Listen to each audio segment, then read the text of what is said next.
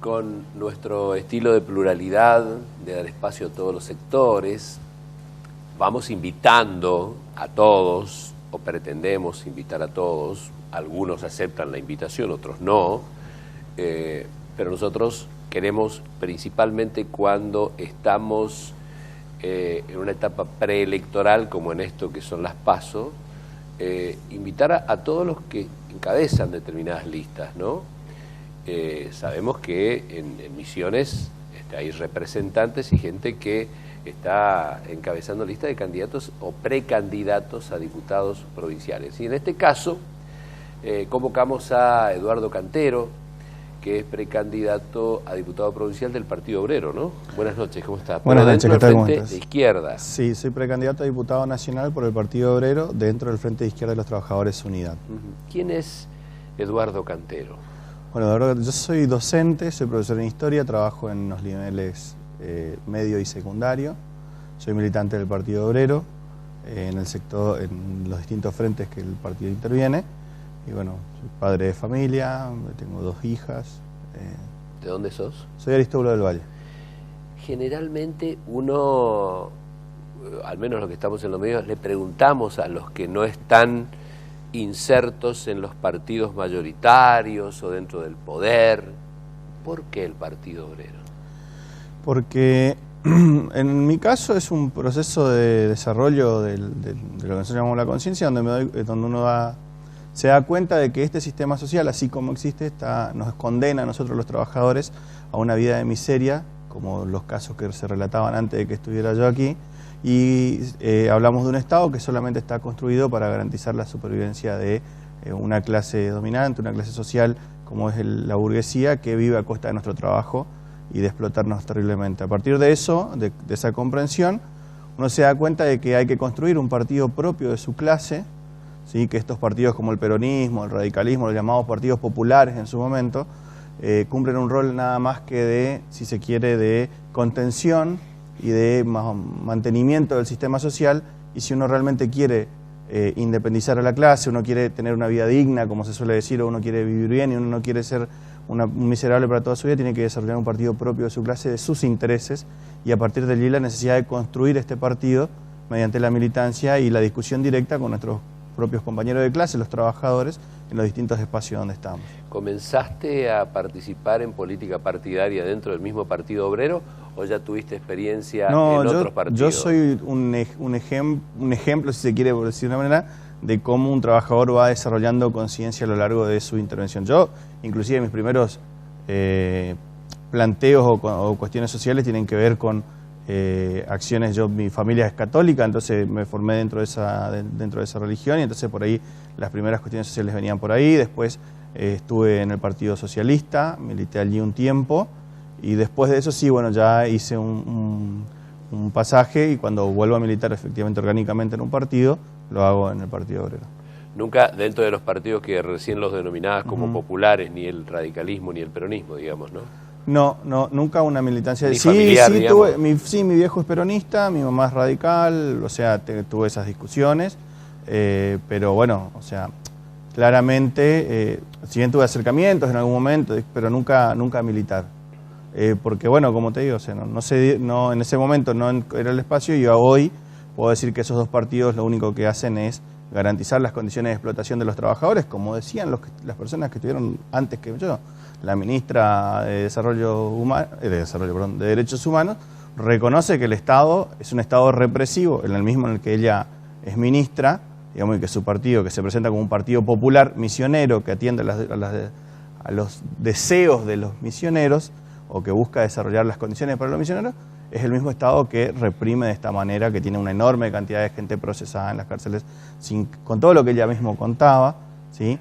O como reivindicaban quienes hoy están en el Frente de Todos, por ejemplo, hablando de los tareferos y de las condiciones de informalidad, y se olvidan que estas condiciones vienen desde también inclusive del periodo kirchnerista. Que se haya profundizado con el macrismo no quiere decir que no haya existido durante el kirchnerismo, digamos, y durante los gobiernos previos, con algunas leyes que te pueden decir que fueron mejores o peores, pero las condiciones de explotación, las condiciones de miseria de los trabajadores con salario, con un trabajo que dura 6 meses y otros 6 meses en los que está en la miseria total, que depende de que haya otros empleos informales para poder sobrevivir con su familia, está demostrando que estos partidos clásicos, digamos, sostienen un mismo régimen social.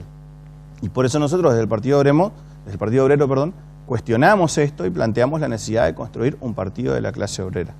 Y por eso intervenimos en el proceso electoral, no con el criterio clásico de queremos llegar al poder por el voto, sino de discutir con los trabajadores la necesidad de que ellos construyan su propio partido y de que vean de que estos procesos electorales, digamos, muchas veces sirven, en realidad si vamos al caso, no sirven en el sentido de que van a cambiar algo, ¿sí? En el 2015 nos dijeron que el macrismo iba a cambiar la crisis del kirchnerismo, estamos peor, digamos. En el 89 nos dijeron que Menem iba a cambiar la crisis del alfonsinismo, en el 99 de la Rúa, en fin, cada elección nos permitía cambiar las condiciones de explotación y los trabajadores seguimos en las mismas condiciones, a veces un poquito más, a veces un poquito menos, pero siempre en las mismas condiciones de explotación y de indefensión frente a la patronal, y por lo tanto nosotros entendemos que el trabajador, participamos de las elecciones, vamos y presentamos un programa, pero discutimos cara a cara con los trabajadores la necesidad de desarrollar un programa propio, o sea, una salida propia de acuerdo a nuestros intereses y no de los intereses de la clase capitalista. ¿Cómo se dialoga con el trabajador ante esas premisas que haces referencia? Mirá, nosotros vamos a cada lugar de trabajo a llevarle así, digamos, con total sinceridad los planteos, claro, con total sinceridad el planteo, y tomamos la intervención de acuerdo, qué sé yo, cuando fue el problema con el tema de los tarifazos, por ejemplo, sí. Vas y discutís cómo afecta el tarifazo y cómo ciertas medidas que los gobiernos toman demuestran que son medidas que no van a favor de los trabajadores, sino que van a favor del empresariado, digamos. Y en ese marco, bueno, constantemente estamos discutiendo con los trabajadores, con los ocupados, con los desocupados, con los ocupados precarizados, con los ocupados en condiciones de trabajo genuino. Por eso el partido ha desarrollado distintas organizaciones que intervienen en los distintos sectores o frentes de los trabajadores. Tenemos organización, el PDT, en el caso del plenario de trabajadoras, en el caso del Frente de la Mujer, tribuna docente dentro de los docentes, tribuna estatal dentro de los estatales, la naranja a nivel sindical en general dentro de los privados, el polo obrero para los desocupados, y así vamos construyendo organizaciones donde tratamos de dar la discusión al conjunto de los trabajadores de este planteo, de esta necesidad, vuelvo a repetir, aunque parezca insistente, pero es necesario, de un partido propio de la clase obrera que tenga un programa propio de la clase obrera. Esta es la mirada que hay dentro del campo de acción, digamos, ¿no? Claro. Si el pueblo te elige diputado nacional, ¿cuáles son las prioridades que tenés y que querés impulsar? Nos quedan 5 minutos para que nos comentes. Bien. El partido, nosotros no, voy a aclarar una cosa, el partido tiene un programa, no es decisiones de un legislador. Yo represento como candidato a un programa político del partido y del frente al que compone. Entre esas cuestiones nosotros impulsamos de medida directa la anulación de los tarifazos, el aumento de la jubilación mínima, el establecimiento del 82% móvil para el caso de la jubilación, ¿sí? La nacionalización de la banca, la nacionalización de los recursos energéticos, y todo este programa se sostiene bajo una premisa fundamental que es negar la deuda con el FMI y con todos los tipos de prestadores internacionales y nacionales también, de cara a que ese dinero, en vez de todo ese dinero que se destina para una deuda que no ha servido para nada para los trabajadores, no ha mejorado de ninguna forma las condiciones de vida de los trabajadores, se destina a desarrollar la riqueza del país y que esa riqueza esté bajo control de los trabajadores. Así que esos serían los planteos, y obviamente nosotros consideramos a la banca como un espacio, como una tribuna obrera, donde se pueden llevar al conjunto o al Parlamento los reclamos que acompañan en el Parlamento la lucha en las calles de los trabajadores, digamos, que estén planteando una situación particular. Por eso, digamos, quiero de paso aprovechar y llamar a los trabajadores a votar al Partido Obrero y al Frente de Izquierda en estas elecciones, a que pasemos el piso proscriptivo de las PASO del 1,5%, a que haya una voz de un partido que se reivindica de la clase y que tiene un planteo de clase, para que podamos dar la disputa electoral, más allá de que nosotros damos la disputa todos los días en las calles, entendemos que la disputa electoral también cumple un rol importante porque por lo menos, al menos en el imaginario colectivo de los trabajadores, porque están ahí esperando a ver qué va a pasar, entonces también por eso llamamos a que nos apoyen con el voto para pasar el piso prescriptivo de las PASO y poder participar en las elecciones generales. Seguramente cada uno de estos proyectos y estas propuestas, de decir no a tal cosa, no a lo otro, hacer, viene también con una alternativa, digamos. Claramente. Nosotros, por ejemplo, cuando planteamos aumento del 82% móvil de la jubilación, planteamos que eso se va a hacer con impuestos a las grandes riquezas, a las grandes empresas, y no con el impuesto al consumo que pagamos los trabajadores o con el impuesto a la ganancia que pagamos la mayoría de los trabajadores.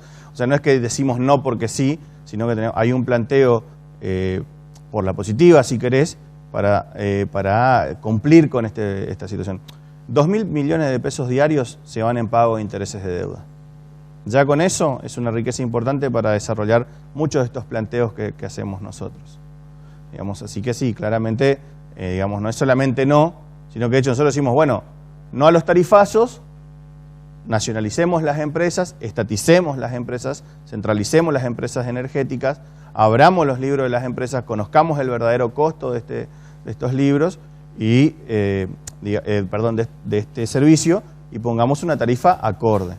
Decimos aborto legal, seguro y gratuito en el hospital y planteamos cómo hacerlo. Decimos separación de la Iglesia del Estado porque entendemos que todo el dinero que el Estado destina a financiar a la Iglesia Católica y a las otras iglesias se podría usar tranquilamente para financiar otras cosas, digamos. Entonces, todo lo que planteamos, todos los no, si querés, tienen una positiva por otro lado. Eduardo, gracias por acompañarnos. No, gracias a ustedes por la invitación. El espacio que brindamos haya servido por lo menos para que se visibilice las propuestas y que aquel que todavía está en duda, bueno, pueda tomar alguna determinación. Muchísimas gracias por el espacio. Muchas gracias a ustedes por venir. Nos estamos despidiendo, nos reencontramos si Dios quiere el próximo martes a la misma hora, acá en Misiones 4. Muchas gracias, buenas noches.